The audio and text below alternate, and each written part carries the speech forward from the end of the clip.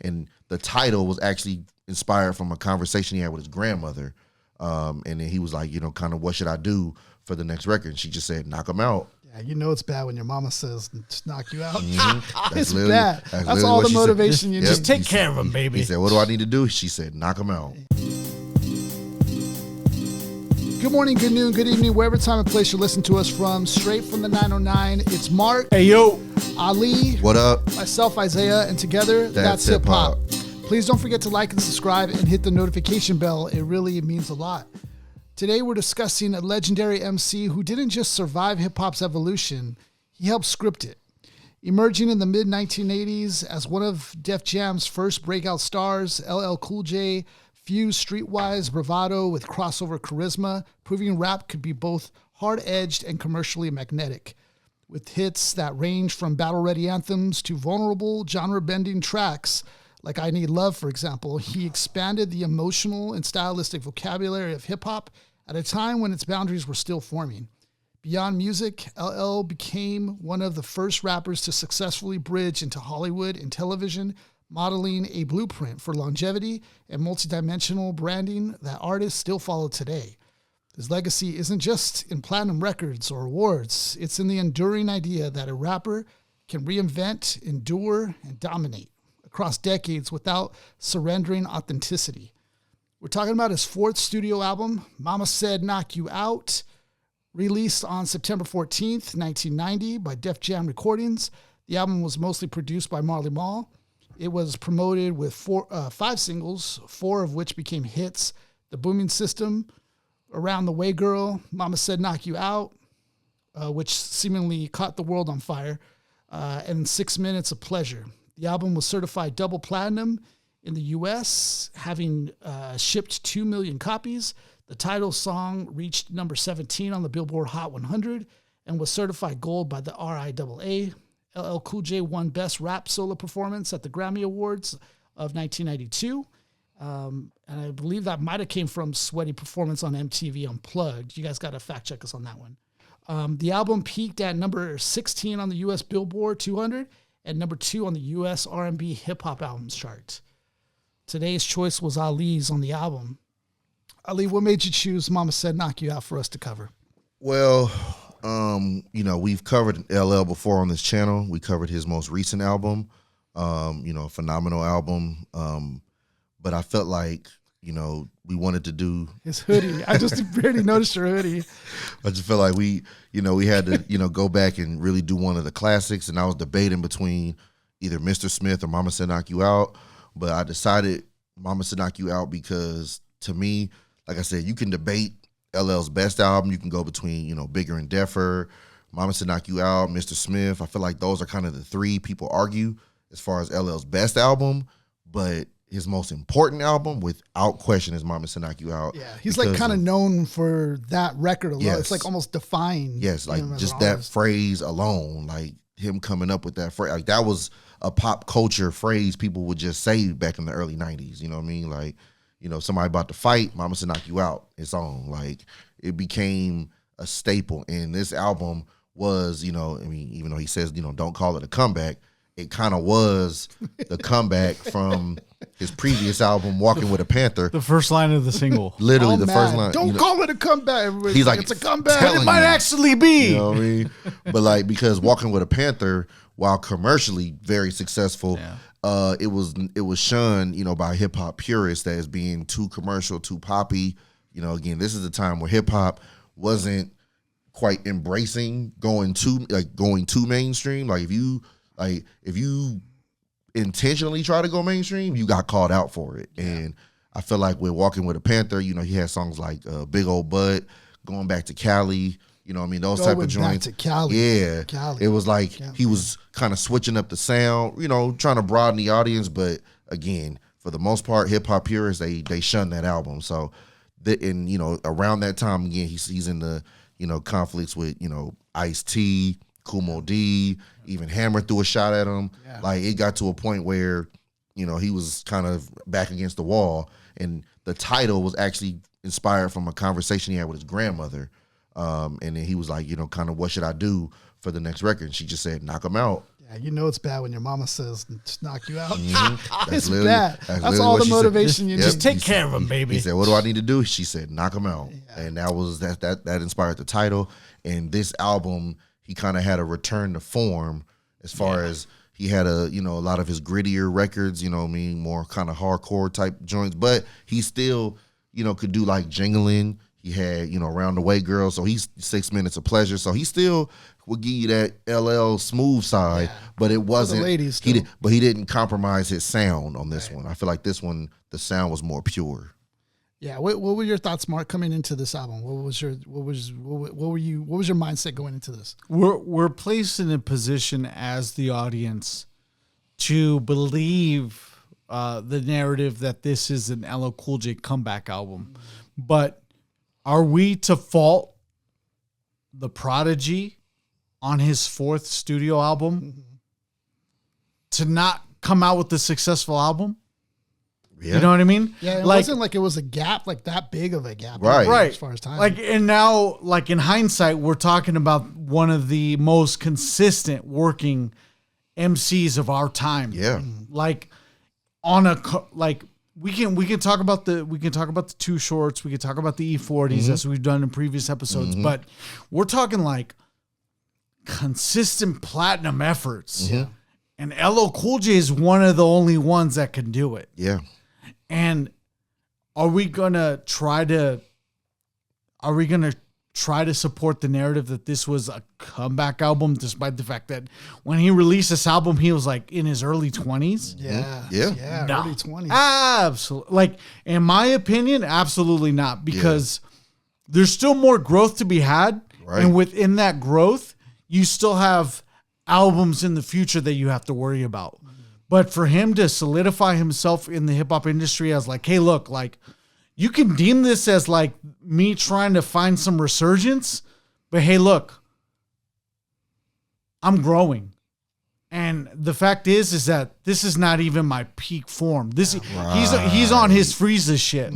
For my Dragon Ball guys, this isn't his final form. No. But just be glad you got this moment. Yeah. At this time with these songs, because he explores all the genres that check the boxes. We talked about in the previous episode with Cypress Hill about casting a wide net. LL Cool J on the mainstream level, we're talking the mainstream plateau, cast a very wide net for himself because look, he's lyrically dense. He still attracts the female audience. 100%. But there's still more to explore at this point. And I can't wait to break all this down with you guys, because the fact is that to me, LL Cool J lyrically is criminally underrated. Absolutely. Everyone looks at him as this oh look, he's just abs, biceps, chest, whatever. Let's look into the lyrics, which we're gonna do, which we excel at on that hip hop. If I can't, if I say so myself. Yeah.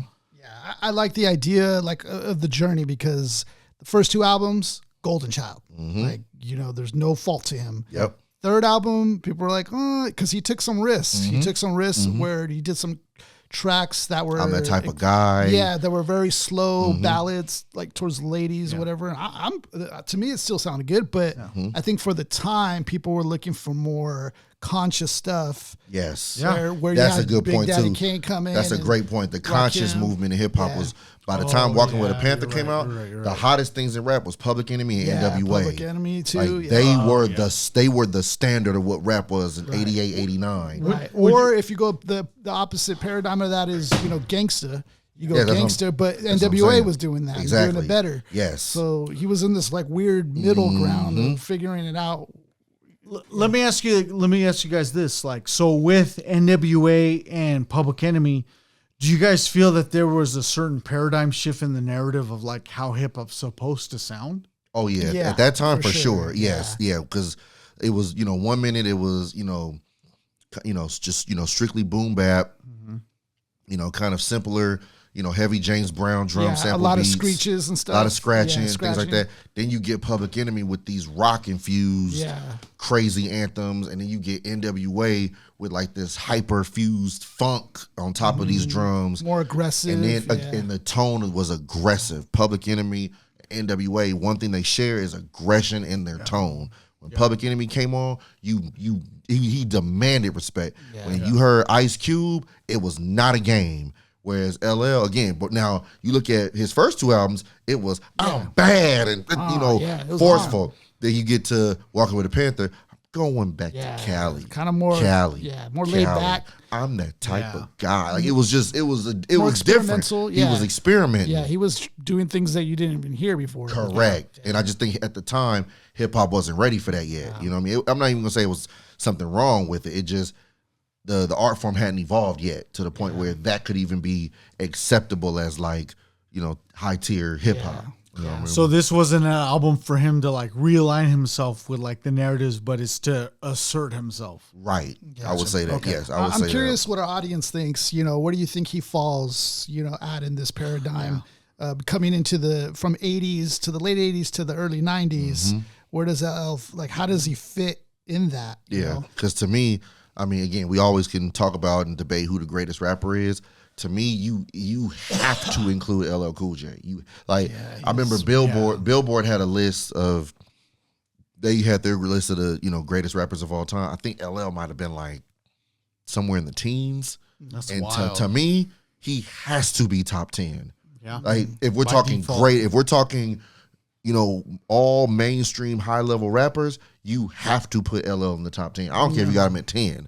He has to be in the top 10. Yeah. He's too important. He was the first rapper to go from 80s, 90s, 2000s and win in all 3 decades. Oh yes. Yeah. And then 2010s to 2020s. Right. Yeah. Like on a mainstream level. Absolutely. Like we can give the credits to, the guys who stay on the longest, but who stays longest on the top?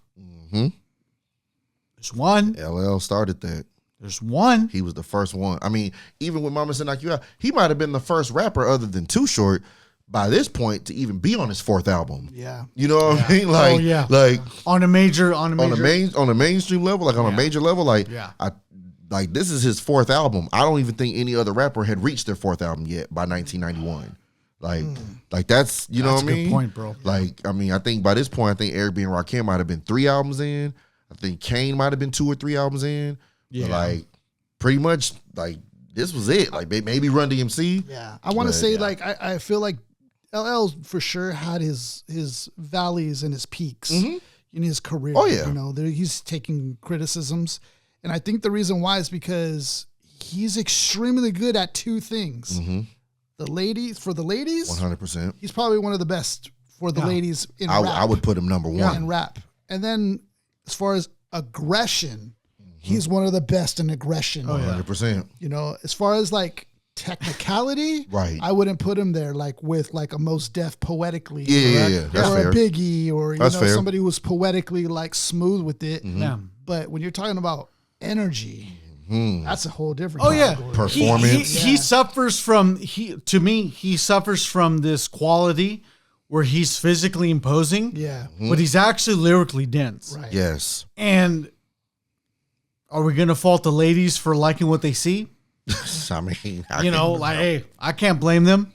Guy's a handsome dude. LL takes your girl. How you gonna get mad? I would categorize him lyrically.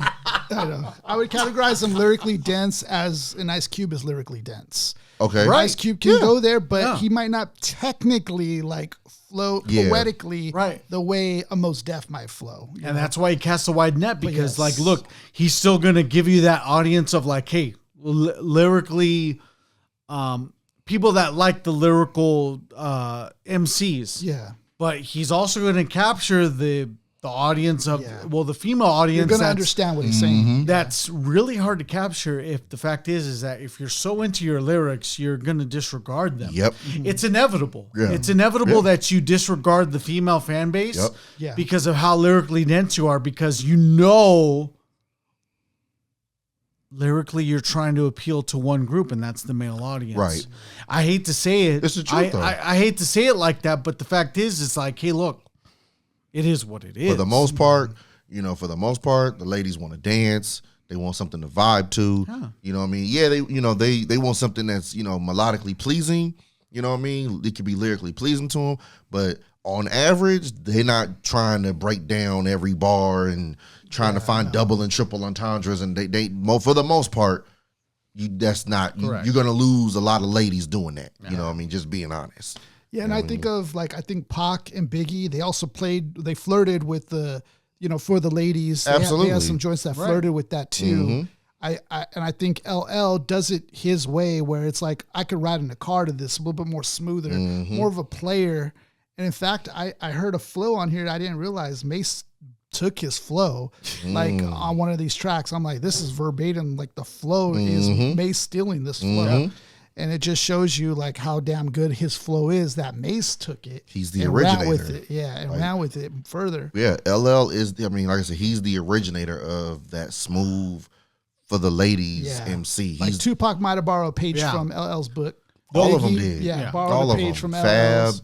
Yeah. All of them. Drake, all of them. You had to. If you wanted to go in that lane, LL's, the Ja Rule, all of them. Anybody that floated in that lane, you had to borrow from LL first. He literally created that lane. Right. He came right at an important time, because the fact is that now around this time, if you want to get romantic within your lyricism, you get automatically associated with R&B. Yeah. Right. And the fact of the matter is that rap is going to be a lot more dense than R&B is going to be. But I would say they're close in and the exactly family, like close. So he's automatically going to get saturated in a spot where it's like that still captures another audience that hip hop didn't even see coming. Right. Because we're going to talk about R&B right now in the 1990s. We're talking about fucking All For One. We're talking about Color Me Bad, DVD, Boys to Men, Jodeci. like H-Town Boys, like like he gets captured into that because why? How he looks. Yep. It's not fault to him. Right. That he keeps himself in good shape. He's also a dope MC. Yeah, and throw that in for good measure. He hit the fountain of youth too. Still looks great. Pepper in the fact that he's a prodigy. Right. He's only in his early 20s at this point. And he 22 created right here. GOAT. He created the. He literally phrase created GOAT. the term GOAT. Like, come on, man. There's a lot of what we want to establish to you guys is that there's a lot of factors contributing to the immense quality that Todd Smith is producing at this point, because he has so much to lose, but he executes at a high level. Absolutely. Up until the 2020s. Yeah. I mean, he's undeniable at this point. And what's crazy is the third album, he was even producing his own stuff. I didn't even realize he was experimenting. What else do you want? I didn't even realize he was a producer like that. Yeah, he was experimenting. I mean, he really was experimenting. But the dope part about LL is you can go to, he has songs with Boys to Men in total. But then he has songs with Keith Murray and Prodigy and Fat Joe and Foxy Brown, DMX, Method Man, Redman. Like, he's going bar for bar with the heaviest of heavy spitters. Yeah. But then he can do R&B joints no problem. And the special power about him, energy. Because even on the 4-3-2-1, like, he might not have been like at the same poetics bar or level as Meth or Cannabis. Yeah, or Cannabis or whatever. But what it was, his superpower though, is he's gonna bring it like straight up energy. Yes. And we were talking about before the show, who's another artist that could even compare to that? When you think of Mama Said Knock You Out, who has brought that much energy in a rap record? Like on that, like to that level on one song. The only one I can even try to throw up there is and it's only half the song, but probably Meek Mill on the Dreams and Nightmares intro. I'm thinking MOP. Like, MOP for sure. Right. Okay, Annie Up is up there. And see, that takes a group. That's multiple. It takes a group to equate up to this point. One person. And I remember you also bringing up Busta Rhymes. Yes. Yeah. But the fact like is, Scenario, for example. Busta Rhymes is always up here. Right. Yeah. So are we going to like really create that as the baseline? Yeah. That's normal for him. what we have with LL Cool J, and we're gonna talk about Mama Said Knock You Out, Right. of course, Obviously. but we haven't seen a solo act deliver this much energy because it to me it doesn't feel like he has a point to prove, but it's gonna show you that, hey, look, this is a side of me that I can bring out. If I choose to. That's the variable about LL Cool J is that there's scary. Like he decides to dictate all the space. Like I want to dictate a romance joint. Cool. I can dictate that. I can dictate a semi diss record with me, like actually having it as a single. Cool. Yep. Inevitably, we're going to see that being brought into the 90s. The 2000s, the 2010s, even to the 2020s with Murdergram Doe. Yep. LL Cool J was in a position where like he was a solo artist doing matching the energy of what inevitable MCs in groups were doing. Would try to match with Onyx. You know what I mean? These dudes came on later in LL. Yeah, because I was going to say, it almost felt like he was in his own, like when you listen to that track, it feels like he's in a vacuum of just like to me, his own universe or something. For me, I picture the video. I mean, to me, the music video is the perfect depiction of that song. It's like he's in a boxing, like he about to fight. Like he's like in a ring. He got the mic hanging down. He's sweating. He's like, you know what I mean? He's sweating, going crazy, hitting heavy bag. Like, I mean, this, full disclosure, this is my all-time favorite workout song. Yeah. It's number one forever. Like this could be a rage song. This is my favorite song ever. Boxing entrance. Like if I was a boxer, I'm coming out to this. I can bet $20 if like someone's on the comeback tour and they're trying to compete for the championship title. Yeah. Welterweight, light heavyweight, heavyweight. They're gonna be playing Mama Said Knock You Out. It's a classic. Also the beat complementing the beat is crazy awesome. I don't know. It's such an iconic beat. Like, it's like a forever, never-ending loop, man, of the vacuum. Like I said, it's like he's preparing for war. It almost feels like it. We are, we have to paint this picture to the audience of what importance it was during the 1990s to have a very stellar music video. Not only stellar in the fact that like, hey, I have a good idea of what this video is going to be, but you also had to have a good director producing that idea. This is where the Hype Williams, the David LaChapelles of the world showed up, and they're like Little X, and they're like, oh, I know what a good music video is supposed to be, because you still have the track title length. Yep. Okay. You have a great song within these 3 minutes and 50 odd seconds. Okay. Go make a music video. The same amount of time, but also make it as great as the song is. Yeah. I mean, you visualize it to the audience. You have to knock it all the way out. Yeah, in the 90s, it was so important. I mean, you even had like, I mean, I'm kind of going on a tangent a little bit, but you had like Spike Lee directed Scenario. Yeah. You know what I mean? You had John Singleton did, you know, Remember the Time by Michael Jackson. Like, you had big time movie directors doing videos. Like, that's how important it was. Then you had guys like Dr. Dre. He was directing his own videos. Like, who's homeboy that directed Thriller? Oh, what's his name? John Landis. John Landis. Yeah. He did, John Landis, big time director. Movie director. He did like directs Thriller. The werewolf movie or something. Like, so he already had been in that field, but you had to get the big guns to make music, because music videos were commercials for your album. Yep. So when you saw, I vividly remember seeing the Mama Said Knock You Out video. I might have been like 6 or 7, but like that image, it just looked dark and just like, oh, he about to hurt somebody. That was my first thought when I saw that video. Like, he about to hurt somebody.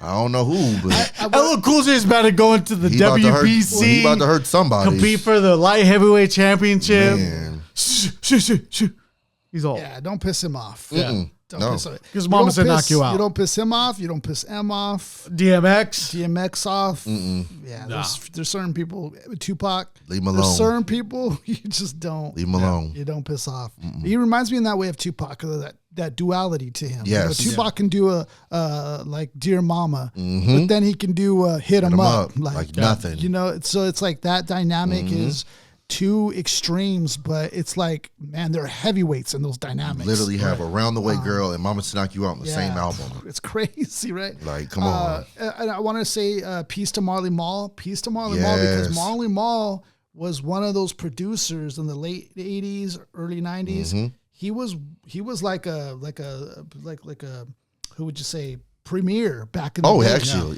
for sure. Like a Pete Rock from the early 90s. Absolutely. He was a hit maker. And what's funny is I just kind of looked at it for a minute, looked it up. Marley Marl and LL before working on this album, they didn't get along. They were ops because LL and Shan were beefing. That's a crazy one. Yeah. So they weren't on the same page. So him, Marley Marl being in the Juice Crew, and LL beefing with Shan, like it wasn't. Shan is beefing with everybody. Shan had to beef with a lot of people about. He had a lot of beef. Nobody was safe. Cannabis should have took a page out of. Shan had a lot of beef for sure. But LL and Shan weren't on the same page. So if you had a problem with Shan, you had a problem with Marley Marl.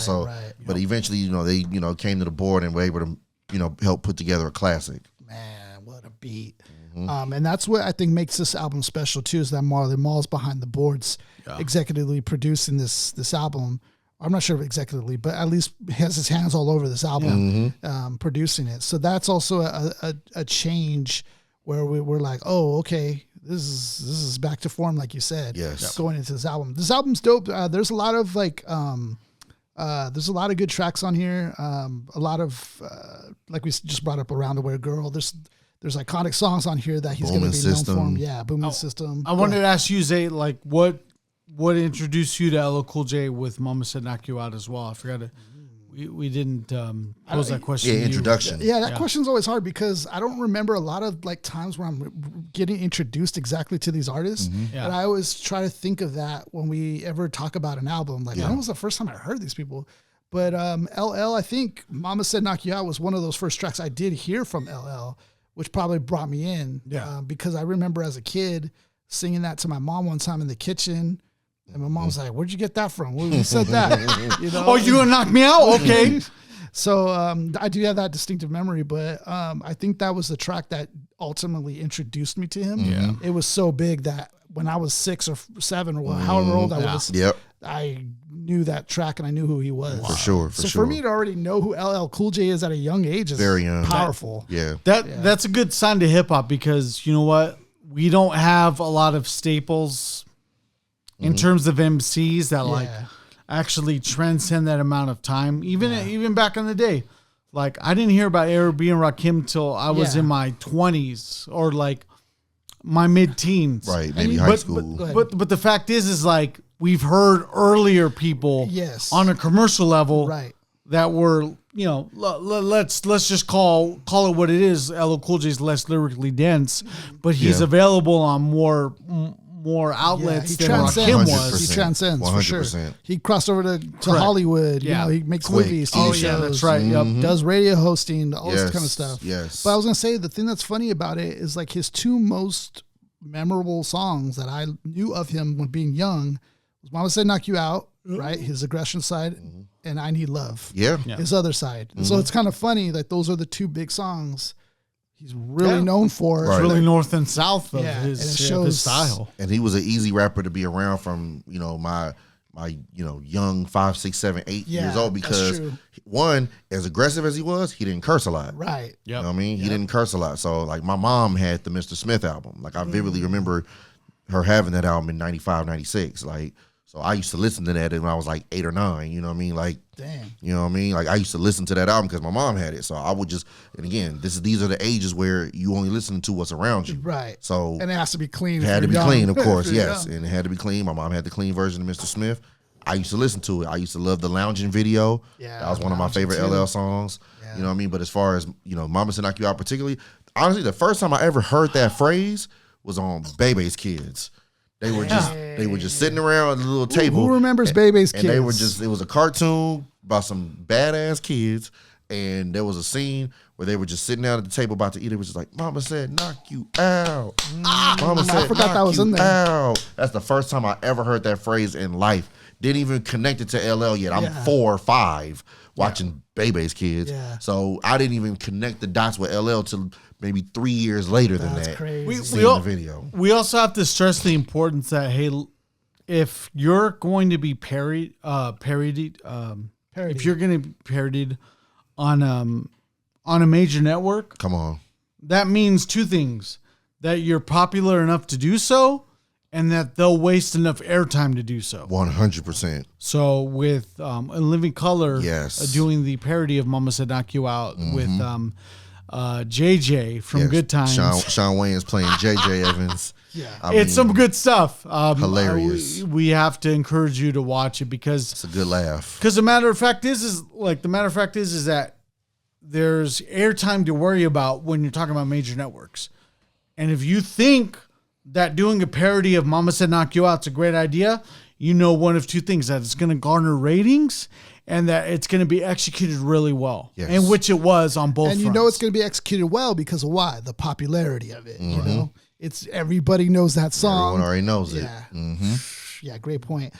Man, this album, I just wanted to talk a little bit. We touched on it a little bit, but we always talk about style when it comes to artists. Yep. What did you guys pick up listening to this album, like as far as how he's executing stuff? Like, what style are you picking up here? I like to say that LL Cool J is under the false narrative from people that says that say that he has a point to prove with this album. Yeah. Well, it's not a matter of that he has a point to prove with this album. It's that, hey, look, you haven't seen this stage of his evolution yet. Right. And this is the stage of the evolution that you haven't seen, which a lot of people can misinterpret as a comeback. But this is right, because we're dealing with LL Cool J as a 22-year-old He's kid. literally 22 years old. So a matter like this is Gohan. This is Gohan in terms of the hip hop community. This is the Gohan of the hip hop community. For perspective, Jay-Z was 26 when he dropped Reasonable Doubt. Yeah. You know what I mean? Like Jay-Z's first album, he's 26 years old. Right. This is LL's fourth album, he's 22. Are we going to fault the young prodigy for executing an album that you're like, oh, he's back? No, but he's always been here. I laugh because of the comeback thing. Like, he literally says, do not call it that, He's like in the telling most you. aggressive way. Yes. Yeah. And Don't Absolutely. call it a comeback. He's literally, it's the first bars on Mama Said Knock You Out. Yeah, but now it's the thing that everybody will say when they come back. Yeah. Don't call it when somebody comes back. Right. So, yeah. Don't call it a comeback. Yeah, he's a fault on so many levels where it's like, hey, look, he laid the blueprint on the comeback version of the phase of his life, but it's like, well, he's too young to be even in the category of that. Right. This is just him executing at this age of like his early 20s. To me, that's what it feels like. And it's like, if he finds that stage of himself, well, what's the rest of his career going to look like? It's similar to Jordan using any little thing, any petty little thing to come back next year for. Yes. Even though he won last year, but he'll use something to take it personal and come out for the next inspiration. Year That's a good point. That's a good point. And I feel like LL used all that criticism, all that, the negative naysayers from the critics, from the other rappers that were dissing him. He just bottled all that up and just packaged it in this great classic album. And that's a good point. I remember even on one of the Beef DVDs when they were talking about the beef with LL and Cannabis, and there's a part where Method Man was like, they asked him about the situation. He said, look, he heard something he didn't like and ran with it. You know what I mean? He was like, you heard Break of Dawn? He was in too deep. He said it just like that. He said he heard something he didn't like and ran with it. He said, y'all heard Break of Dawn? And that's how he ended it. That's all he said. That's the only time he appears in that part. But he said, y'all heard Break of Dawn? He heard something he didn't like and ran with it. Yeah. We're going to touch on Break It Down as well. That's going to be one of ours that we're covering. Album cover. For those that are listening, we are looking at this album cover. It's LL Cool J, hot and sweaty. Hey, yo! Pause. Yeah, So he is what he is in this album. It's black and white. It has LL Cool J in red lettering. Up at the top left, he has LL Cool J doing the duck lips. It cuts off right at his eyes, and then he has the gold chain on him. the fat gold chain too. Yep. And then he has the iconic ring. That Cool J ring. Cool J my gosh, that's man. iconic. If you're talking about one of the iconic things in hip hop, that is a iconic jewelry piece. What else? The clock that Flavor Flav clock. Flav wears. I mean, you go to the G Unit spinner. Yeah, the G Unit spinner. You know what I mean? The Pharrell's jewelry. The QB chain from Nas. Yeah, Like it's just certain. There's pieces. certain pieces in hip hop that's the S dots from Jay-Z. The G-Unit sneakers. Oh yeah. Well, the stuff we could MF afford. Doom The stuff. MF Doom dunks. Hey, the MF Doom dunks. Oh, Yeah. that's a I relic. can tell you. I can tell you straight off the top. Everyone had a chance to cop those, And now it's but too we late. didn't. We didn't cop those. No, Now it's too late. now it's a relic. Yeah. But yeah, But there's to certain accessorize, things. Yeah, like there's it certain just things. there was stuff that was easily accessible for us to capitalize on in terms of copping. Yeah. And then he's shirtless. He I guess they got his hair on his chest, right? His hair on his chest. Yeah, he's grown. He's grown. You can tell he's lifting or whatever. Yeah. What else do you get from this, Mark? You were talking a little bit like out of breath when you were looking at this last time. What were you? This guy. Hey yo. No, my thing about this album is that, hey, look, we have. I know Mark's getting nervous talking about this album. This is the type of albums that, hey, look, like, I want a raw approach to what the audience is going to perceive of an album cover. He didn't choose this to be the back side of the cover. He chose this to be the front side of the cover. And what does he choose for the front side of the cover? There is a backside. It's showing his butt on the backside. Oh Lord. Hey, yo. Pause. My All right. the fact of the matter is that LL's always been, a guy who's always kept In good shape. taking care of himself.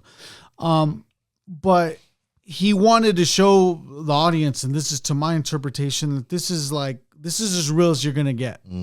Like, this is no, like, the previous there's, album, there's no style on this. I was just going to point to that. This is a complete 180 of the Walking with a Panther album cover, where he's sitting down. He got the Cool J ring on. Yeah. He had a panther with a Cuban link on. Yeah, he's doing the Mike Tyson with the tiger, but he's with the panther. He got a panther rocking a Cuban link chain. Right. Like, what?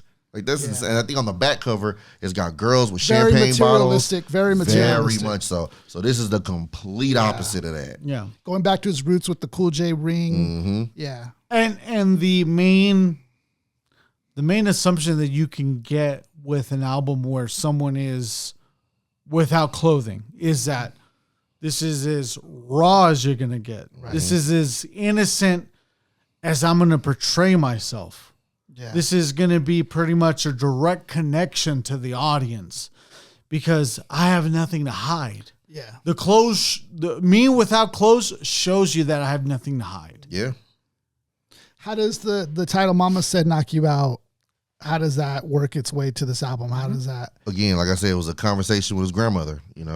He's talking about, what he should do for the next record. How should he, combat all the negative naysayers? What should he do to compete with the naysayers, the haters, the critics going at him? And his grandmother just said, knock him out. It was that simple. It was that simple of a conversation because he was real close to his grandmother at the time. And, he said he was having that conversation with her and she said, knock him out. Boom, there's the title. Yeah. Is that simple. Yeah. And he takes sometimes it literally is just that. It was that conversation. She said, knock him out. He made that a song and he made that it's so powerful though. Yep, so powerful. If your mama said saying that, out. It's like it's And we're all the more motivated to do so. Yeah, but it's definitely an iconic album cover. One of his iconic ones for sure. Yes, and it's in black and white too. It kind of reminds me of even the music video. Yeah, sort absolutely. of. In that he could have came fresh off the video set and shot this and just shot it. Yeah, that's very possible. All right, so we move on to, this is usually the point in the episode where we go into some tracks of the album. We usually pick 3 tracks that we voted on or talked about it that we want to cover. The 3 tracks this time is going to be Around the Way Girl, Mama Said Knock You Out, of course, and then To the Break of Dawn. And then honorable mention to Booming System. Very close one, man. Yep. Because that was a good way to start the album. Yeah. And I thought that also showed the evolution, going into like where people were starting to get systems in their cars. And that was a thing now. Absolutely. So that was definitely like a evolution. I almost felt like the third track, Eat 'em Up L Chill, like that would have been the typical intro track, but he starts with Booming System, like right out the gate. Right. Blasting. True.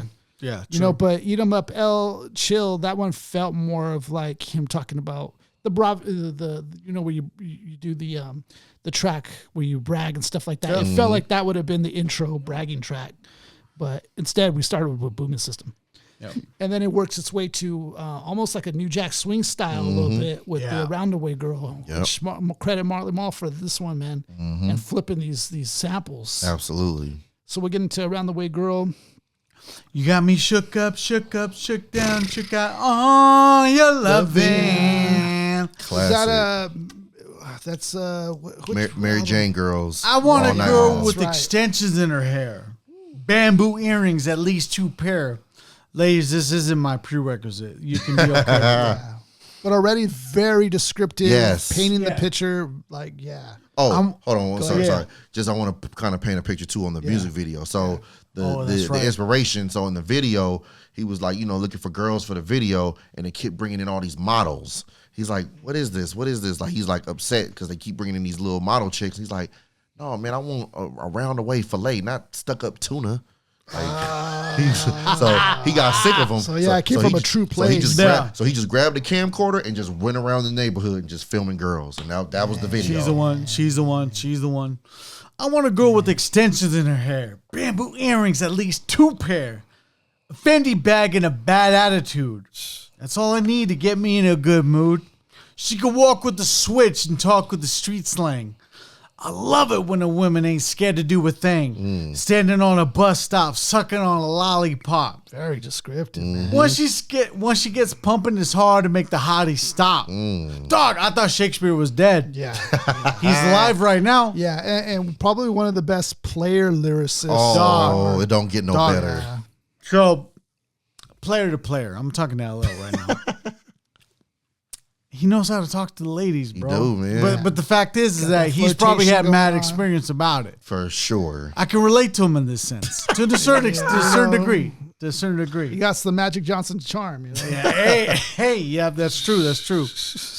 I love it when a woman ain't scared to do a thing. Standing at the bus stop, sucking on a lollipop. Once she gets pumping, it's hard to make the hottie stop. So he's actually still combining the N rhymes to lollipop, hottie, stop, which kind of goes to show you that, hey, look, like, despite the fact that this is going to be like a commercial thing, He's the still lyricism ain't going to stop. Yeah, and he's using the bending technique. He's not like matching exact rhymes. It's bending technique that he's using. She likes to dance to the rap jam. She's the sweetest brown sugar with the candy yams. Honey-coated complexion, use a can mate. Let's hear it for the girl. She's from around the way. Around the way, girl. Around the way, girl. That's the one for me. She's only one for me. I need an around the way, girl. You got me shook up, shook out all your loving. Okay, I want to address a commenter that said, "Oh, when you guys read the lyrics, that's where it killed it for me." I have to address that because, go ahead. To explain things, we're in the society now on YouTube where you put up anything, any type of music, it's going to get shut down. Yep. So, like, if we did that, we actually played the lyricist. One, we're going to miss something because it's just going to get played. Yep. But most importantly, the copyright part. Can't do it. Which can shut things down, and it doesn't allow us to really to make something of it because it's going to get shut down. Yeah, our best bet is to perform it to how they performed it. And there's going to be some that are going to be easier than others because you have artists like Ice Cube might be easier than Bone Thugs. Yeah. What? So we're gonna perform it to the best of our ability. Right. And again, not only that, some we're more familiar with. Yeah. Some we're just listening to for the first time. Yeah. Or some we haven't listened to in 15 years. Right. So it's going to be different variables on how these, lyrics come out. Right. That's just what it is. It's just what it is. Plus, there's no other person that are reading lyrics. They're talking about rumors and news. We're getting to the music, y'all. So, come on now. verse 2. All right, I got it.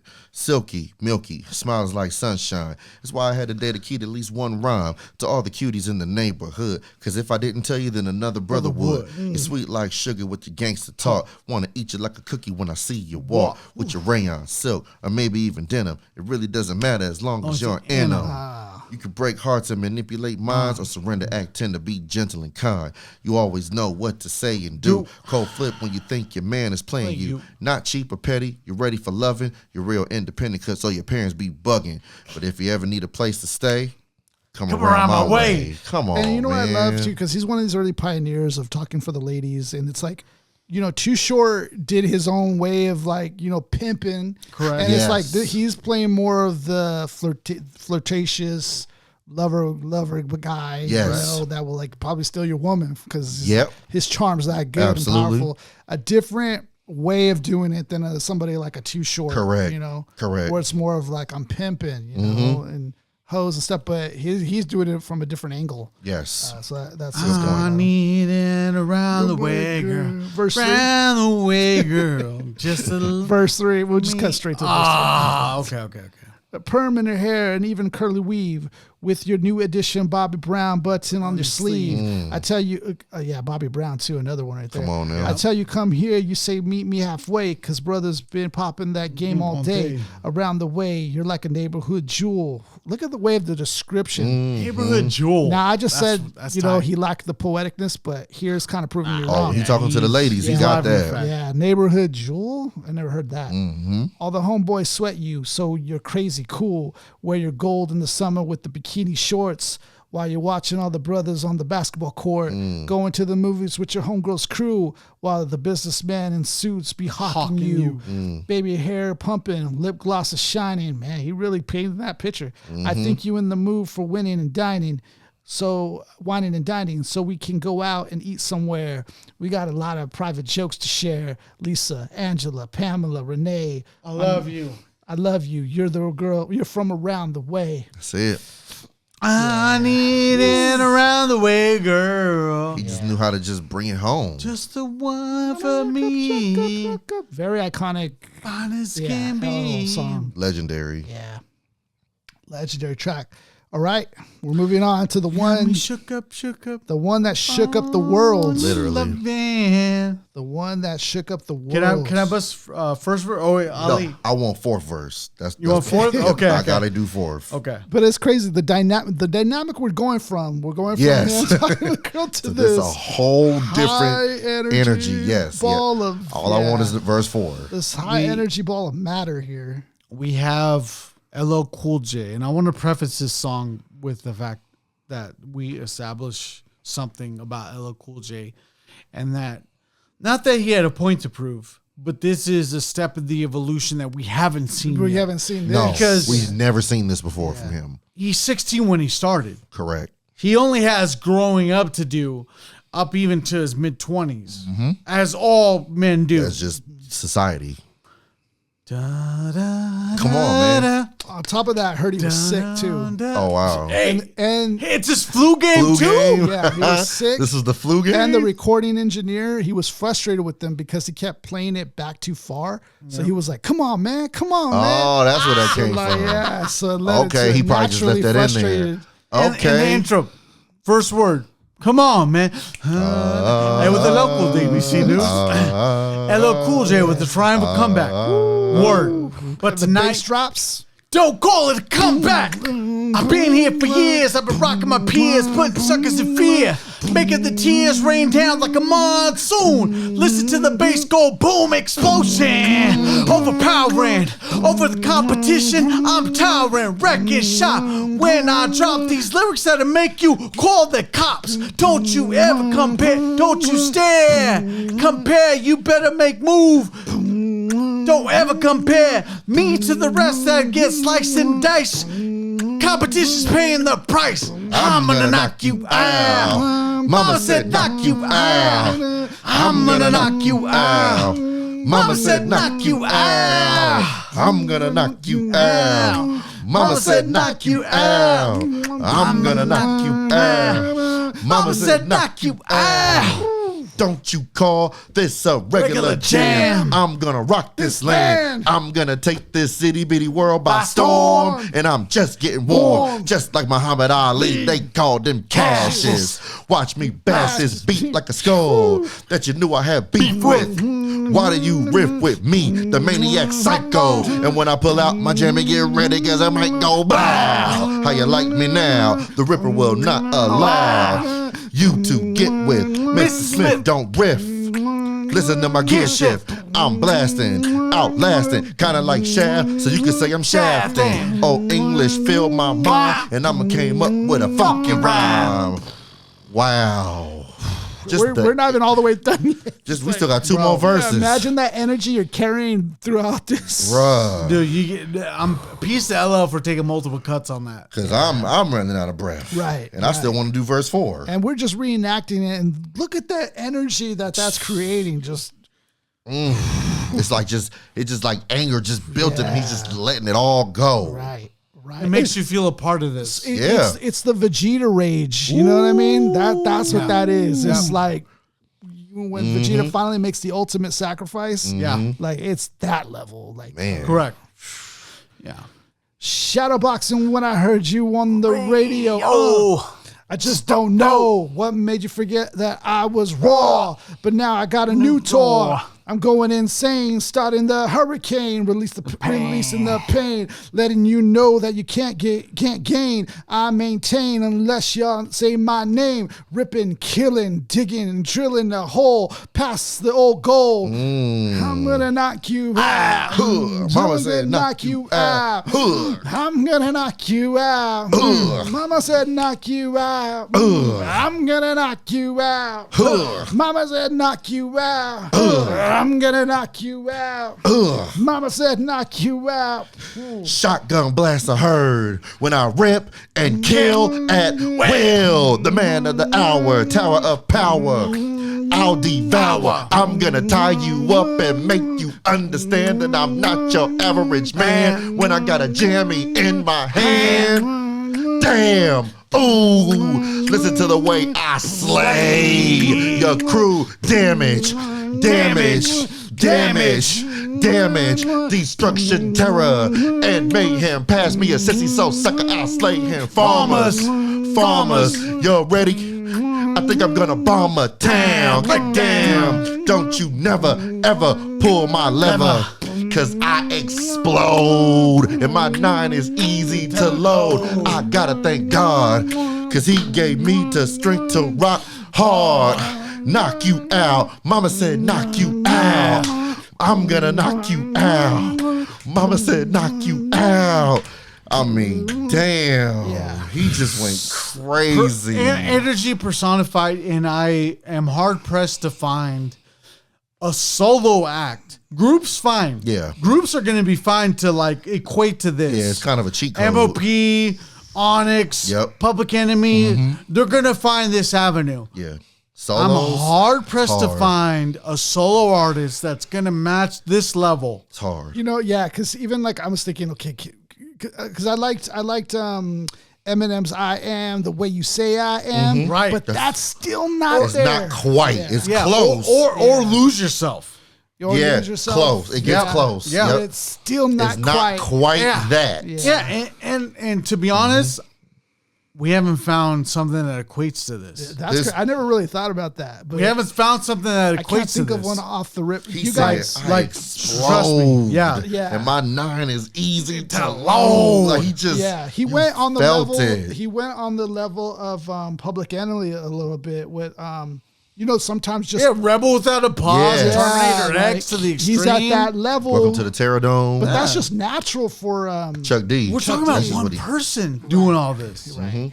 Like you still got Flav hyping verse, chorus. Yeah. This is one dude, only voice you hear besides the little scratch samples. Bro. Like he really just went in, man. This Like I said, it's my favorite song to work out to. When I hear this, I feel like I could hurt anybody. Yeah. Not even Ice Cube's at that level, like that explosion level. Not on this, not to this record. Like he has songs where he gets close, like No Vaseline, he gets close. Yeah. But this, and like I said, and again, not a single curse word. Yeah. Because it did almost feel like there was some improv moments, like damage. Like, it's, and this is in music in general, when you're at this transcendent level in music and it's just flowing. Yep. Sometimes you just let go. Like Michael Jackson, I think, has some Oh, for sure. And on the record, sometimes it just flows. But I think this was one of those intentional and it just, yeah. He let it all out. Like I said, I feel like this was just all building up in him, and he just exploded on here in a way that he never did again. Not to this level. Like this was nasty. Right. It was different. Can you imagine hearing this for the first time? Oh, I would love that world privilege. hearing this. If for I could have, the first time? if we could have just been back to 1990 when this came out. Yeah, like what? Everybody passing tapes around. You hear this? You hear LL? You hear LL? He ain't never sounded like what? Yeah. Crazy. Yeah, nasty. What a song. We go to now. It's hard to move on from this one, but we go on to the third track of this album, and this one includes some responses. Oh yeah, he's throwing some shots. Yeah, so we'll talk about he got shots in each verse. He's throwing a shot at different rappers. To the break of dawn, we move on to the break of dawn. Yeah, and you know what's interesting too? I want to mention about this album because Marley Marl and him teamed up, but the reason why they teamed up is because he joined Marley Marl on a radio show, and then Marley Marl said, "Oh, Jingling Baby, I could fix that." Yeah, because that was a remix. Yep, he remixed it for this on one. the third album. Right, he goes, I the could original. fix that track. So he started with that, and then they just all of a sudden they're doing 8 tracks. Right. He was like, "Hey, we got enough to do a whole album. we got enough to do an album." So I want to do an honorable mention to that. Also, he's one of these guys that has funny names for tracks too. Oh, 100%. Milky Cereal. That's a creative joint. 6, and that's a creative one from him too. Talking about basically all the cereals. Yeah. It was just a dope concept record. 6 Minutes of Pleasure. It's the opposite of Wu-Tang, 36 Chambers of Pain. Right. It's like 6 Minutes of Pleasure. No, 6 Minutes of the most but the craziest LL title ever for a song ever. I know where you're going. Is going to be Pink Cookies in a Plastic Bag Getting Crushed by Buildings. He had to be on some sort of drug. That might be one of the wildest album titles of song titles ever. Pink Cookies in a Plastic Bag. And even if you asked him, buildings. he said, I don't know. Yeah. It was just something like, how'd you come up with that? I don't know. Some girl about to call me and said, "What you thinking about?" "I don't know. I'm thinking about pink cookies getting plastic bag getting crushed by buildings." Like something just wild. He had to be on shrooms or something. He was He had to be eating those Mother's cookies, the ones with the pink elephants on them. He was wilding. All right, so we move on to the break of dawn. Yeah, to the break of dawn. This was also on the House Party soundtrack. Oh, All my effects involved to the break of dawn. As this we beat get was funky too. Yeah. Problems will be solved to the break of dawn. Everybody knows to the break of dawn. When it comes to a situation like this, to the break of dawn. Little more effects. And I can't resist. So we can't get funky in the house. You know what I'm saying? To the break of dawn. Oh, this dropped on a movie too. LL Cool style, but to Kid the and break Play. of dawn. House Party. Yeah. This ain't on the pop tit. Check it out. To the break of dawn. To the break of dawn. What is a panther? An animal that kills. I'm like a shark with blood coming out of the gills. Ooh. You could never in the wildest dreams get a piece of this gangster lean straight out of from Queens. Straight out of Queens, I almost said. Strong as liquor that could be seen in a limousine. Now you're getting done with Vaseline. That line was a sample in No Vaseline. Ooh. Now you're getting done without Vaseline. See, like even Ice Cube taking it from LL. He sampled that line for that song. Wouldn't bite because, and that's one of the best diss songs ever. Wouldn't bite because your rhymes are puppy chow. Made another million, so competitors bow. Homeboy, hold on. Man, can you imagine getting spoken to like this from LL? Yeah. And he's not even like yelling. He's not going. He's the complete opposite of Mama Said Knock You Out. Yeah. He's just kind of chilling with it. Like he's dissing and going hard at you, but he's not yelling or crazy abrasive. And so imagine if he were like that. Right. You feel done. Made another million, so competitors bow. Homeboy, hold on. My rhymes are so strong, nothing could go wrong. So why do you prolong songs that ain't strong? Brother, you're dead wrong. And got the nerve to have the Star Trek shades on. Oh, that Kumo D. Kumo D. Ooh, he's known for that. We were talking about iconic, How you like me now? Yes, the Kumo shades. D shades would be that. Huh? You can't handle the whole weight. Your skin needs lotion. Teeth need Colgate. Wise up, you little burnt up French fry. I'm the type of guy. Damn. Reference to his other track from the third album. And I slammed, just like a sumo. Put him in Pampers. Leave my drawers in the hamper. While I'm through, he'll need a brand new identity. I was scooping girls before you lost your virginity. Damn. Your jam is just a dreaming MC scheme. Ooh, getting crushed by the LL theme. Something like Shaft put you in a cask, but you a little blood clot boy. You must not know the rep I keep, the MCs I peep, sweep, play cheap. Okay, yo. Nice. Multis. Going in. And freak with the chick, unique technique. Get rid of the yuck mouth smile, cause brother, you ain't got no style. On to the break of dawn. To the break of dawn. Keep on to the break of dawn. Rock that shit. Hey, yo, that's kind of funky, but check this out here. To the break of dawn. Yeah. Verse 2. I'll do verse 2. Immaculate styles are used to abuse MCs. So light the fuse and spread the news you lose. To the damager, microphone manager, cold crush and bruise and bandage an amateur. That amateur swinging a hammer. So now you're going to MC Hammer. Yeah. That amateur swinging a hammer from a body bag. So run and get your camera. Get a flick of the stiff. Dead shot to get swift. But I'm the wrong brother to dance with. Cause I don't need a partner to swing. Ooh. Keep your eyes on the Cool J ring. Shooting the gift, but you just don't shoot it right. You couldn't bust a grape in a fruit fight. Wouldn't throw a rock in a ghost town. So don't try to play post, clown. You know that LL's back in town, and all the wannabe sheriffs is getting shot down. Give me that microphone. I'ma show you the real meaning of the danger zone. Stop dancing, get to walking. Shut your old mouth when young folks is talking. You little snake in the grass. You swing a hammer, but you couldn't break a glass. Give me a lighter, woof, and give me a lighter, woof. And now you cut loose from that Jerry Curl juice. Cool J is back on the map. And when I see you, I'ma give you a slap. That's right, a little kick for the crap, because my old gym teacher ain't supposed to rap. Keep on to the break of dawn. Yeah. He was going in, man. Break of dawn, pump it up. I said keep on to the break of dawn. So rock each that verse shit. a diss to each. To a different MC. How dare you stand beside me? I'm cool. I freeze ICE. Ice-T. On the trail, I'm gonna cut that ponytail. You're disobedient with the wrong ingredients. But I'm going to drink you down over the rocks while you freak on the album cover jocks. I'm going to cover the real paragraph soon. I took the cover right home to your bathroom. Because his girl was on the cover, the album right? cover, With the bikini. And the immortal words of LL, hard as hell. That's crazy flip on that. Yes. Your broad wears it well.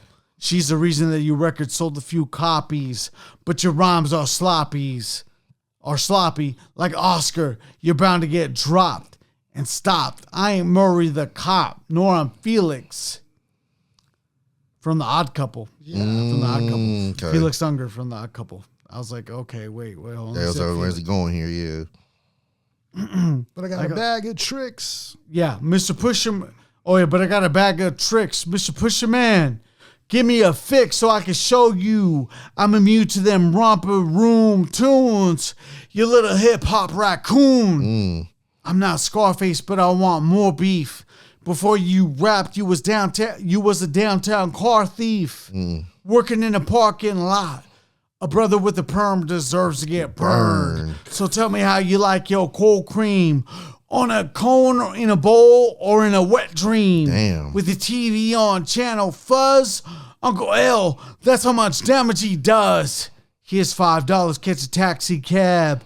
Take your rhymes around the corner to the rap rehab. Keep on to the break of dawn. dawn. To the break of dawn. I said, keep on. To the break of dawn. You wanted to funk it up a little bit. My man P Rock just walked up in the crib. You know what I'm saying?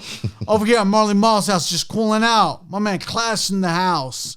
Sipping on Bartles and James Premium Beach flavored wine cooler. Straight up advertisement, bro. Like, he was just chilling. Like this is not your typical diss record where you hear a lot of angry and aggression. He's chilling. Just chilling. Peace. Yeah, that's funky. I even like in that third verse, so he had a couple, references kind of like showing like where, why he was dissing him or where it came from. So like when he mentioned, what did he say? My Mr. Pusher Man, give me a fix. So that came from Ice-T had a song called I'm Your Pusher, where he sampled the Curtis Mayfield joint. And then on the song, he's like saying instead of pushing drugs, he's pushing hip hop. Yep. So like the drug dealer be like, hey, I got that. Hey, what you got for me? He be like, oh, I got that Run DMC. Oh yeah, give me that. I want to get high to that. Yeah, I got that Public Enemy. Oh yeah, for sure, man. I want to get high to that. Give me that. I'm gonna get high. Don't tell me I got that LL Cool J. Oh nah, get that up out of here. That's where that came from. He's like, I got them LL Cool J. Nah, we don't play that over here. So that's where that came from. Damn.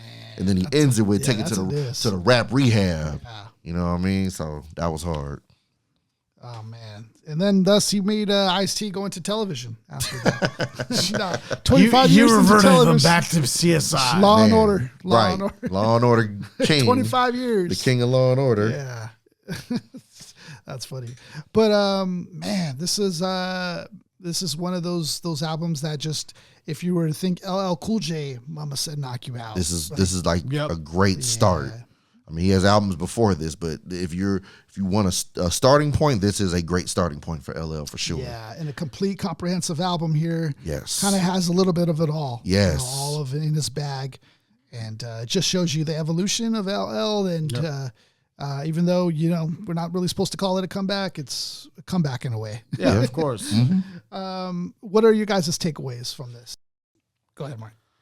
So the takeaway I had with this album was the fact that like LL Cool J is under the narrative post this album of like, hey, look, this is how you perfect a comeback. Yeah.